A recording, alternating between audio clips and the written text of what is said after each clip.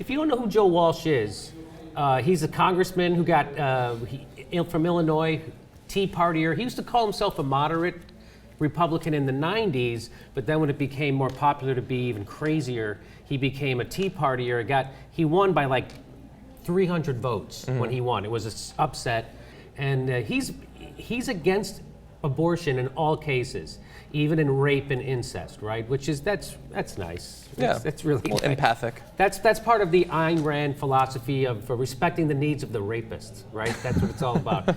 So let's go to the Joe Walsh video. This is what he said after the press conference, talking about abortion's not necessary to save the life of a mother. If a woman's life is at issue, would you say she should be allowed to have an abortion? Let me briefly say there's no such exception. With modern technology and science, you can't find one instance. This is an issue that opponents of life throw out there to make us look unreasonable. There's no such exception as life of the mother.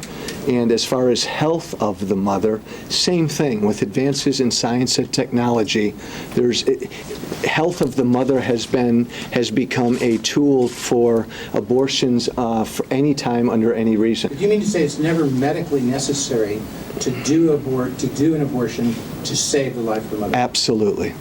So there you have it. Non-doctor, pro-anti-science, Joe Walsh. He'll tell you exactly what you need to know. Don't go ask a doctor, Joe. Just ask yourself. He's got a master's in, and I think business. I'm not sure. Does he? He has a master's in something. That's a step up on some of the others. When I think of science and technology in Congress, I think of Joe Walsh, actually.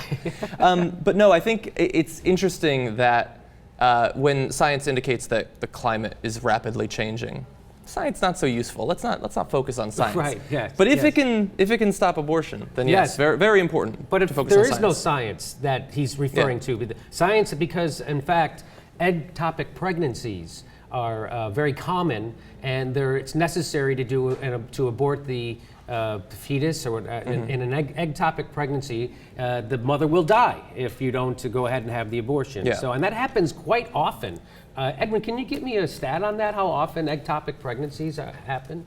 Ectopic. Yeah, I did a little bit of research before this.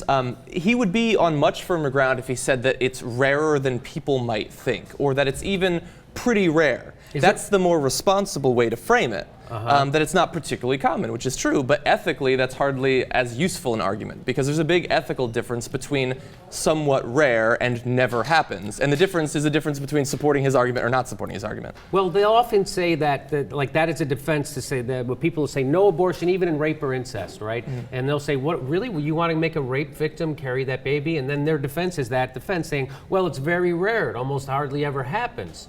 So what about when it does happen? Yeah. Which it's not, well, it depends on, they say 32,000 pregnancies are caused by rapes every year in America. 32,000, that's a lot of people that have this problem, right? Why would you want to make 32,000 people carry their rape baby to term? Yeah, but some of those people are minorities, so you can cut those right out, and the number drops down to like 15,000, something like that. That's right, and those probably aren't legitimate rapes if they're minorities. Yeah, so right? back in August, you just brought that up. Back in August, they hit the rape side of this. Now they're hitting health of the mother. We can expect that maybe November, December, they'll finally get to incest, and incest's not so common, and when it does happen, sometimes it's kind of good.